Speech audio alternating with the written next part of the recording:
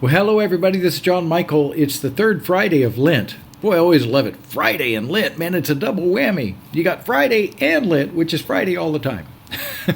So we have a conversion today, and Jesus gives us one of those kind of showstopper quotes. And he just quotes the Old Testament. He says, "The Lord is God alone." See? So you must love the Lord with all your heart, with all your strength, with all your mind, with all your soul. And your neighbor is yourself.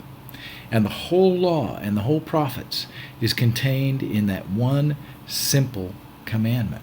Do you love others as you love yourselves? Do unto others as you would have them do unto you. Now, I've heard a lot of people say, well, Christianity is a bunch of bunk because Christians don't do that. Well, that's not a good argument.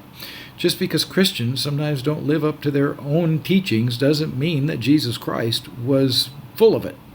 So, yeah, that's not a good argument, folks. But it is a good challenge for those of us who love Jesus. Are we loving him with our whole mind, with our whole soul, with our whole heart, and with all of our strength?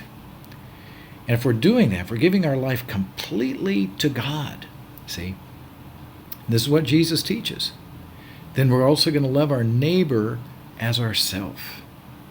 We're going to do to others as we would have them do unto you. By the way, that teaching is found in other religions. You can find it, for instance, in Confucius, in his teachings. It's a universal thing. Humanity knows that this is the right thing. It's built into us. So, when we really love God rightly, we begin to love people rightly. And then the whole world can begin to change. So this teaching is very simple, but it's very comprehensive. It's very easy to understand, but it's difficult to do.